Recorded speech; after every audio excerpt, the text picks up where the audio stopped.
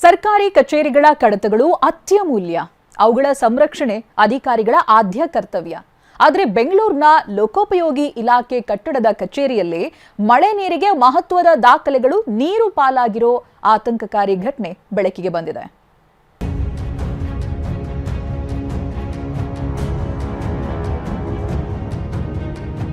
ಹಪ್ಪಳ ಒಣಗಿಸಿದಂತೆ ಒಣಗಿಸಲು ಹಾಕಿರೋ ಫೈಲ್ಗಳು, ಕಡತಗಳ ಮಧ್ಯೆಯೇ ಸಿಬ್ಬಂದಿ ಓಡಾಟ. ಈ ಅವಾಂತರಕ್ಕೆ ಕಾರಣವೇ ಮಳೆ.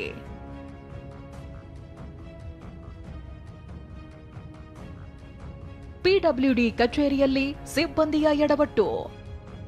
ಮಳೆಗೆ ಮಹತ್ವದ ದಾಖಲೆಗಳು ನೀರು ಪಾಲು. ಸರ್ಕಾರಿ ಕಚೇರಿಗಳು ಎಷ್ಟು ಅಧ್ವಾನಗೊಂಡಿವೆ ಅನ್ನೋದಕ್ಕೆ ಈ ದೃಶ್ಯವೇ ಸಾಕ್ಷಿ.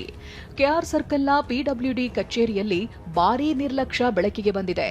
ವಿಶೇಷ ಭೂಸ್ವಾಧೀನಾಧಿಕಾರಿ ರಾಷ್ಟ್ರೀಯ ಹೆದ್ದಾರಿ ಕಚೇರಿಯಲ್ಲಿದ್ದ ಮಹತ್ವದ ಸರ್ಕಾರಿ ದಾಖಲೆಗಳು ಮಳೆ ನೀರಲ್ಲಿ ನೆನೆದು ಒದ್ದೆಯಾಗಿದೆ. ಕೋಟ್ಯಾಂತರ ರೂಪಾಯಿ ವ್ಯವಹಾರಗಳು, ಭೂಸ್ವಾಧೀನ ಹಾಗೂ ಪರಿಹಾರಕ್ಕೆ ಸಂಬಂಧಿಸಿದ ಪ್ರಮುಖ ದಾಖಲೆಗಳು ಹಾನಿಗೊಳಗಾಗಿವೆ.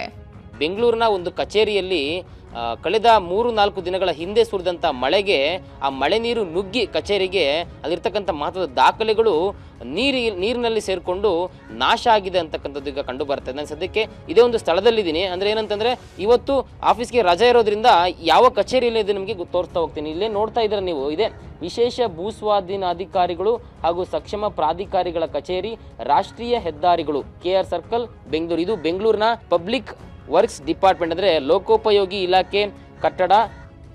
ಕಳೆದ ವಾರ ಸುರಿದ ಭಾರೀ ಮಳೆಯಿಂದಾಗಿ ನೆಲಮಹಡಿಯಲ್ಲಿ ಕಾರ್ಯನಿರ್ವಹಿಸುತ್ತಿದ್ದ ಕಚೇರಿಗೆ ನೀರು ನುಗ್ಗಿತ್ತು.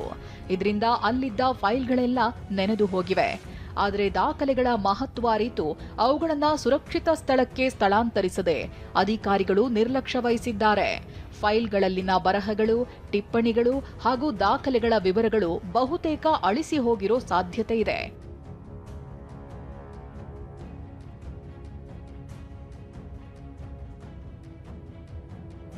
ಇದೀಗ ಹಾನಿಗೊಳಗಾದ ಫೈಲ್ಗಳನ್ನು ಕಚೇರಿ ಮುಂಭಾಗದಲ್ಲಿ ಹಾಕಿ ಒಣಗಿಸುವ ದೃಶ್ಯಗಳು ಸಾರ್ವಜನಿಕರ ಆಕ್ರೋಶಕ್ಕೆ ಕಾರಣವಾಗಿದೆ.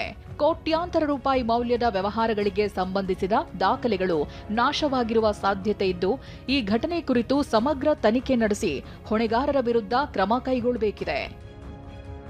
ಲಕ್ಷ್ಮೀ ನರಸಿಂಹ, ಟಿವಿ9 ಬೆಂಗಳೂರು.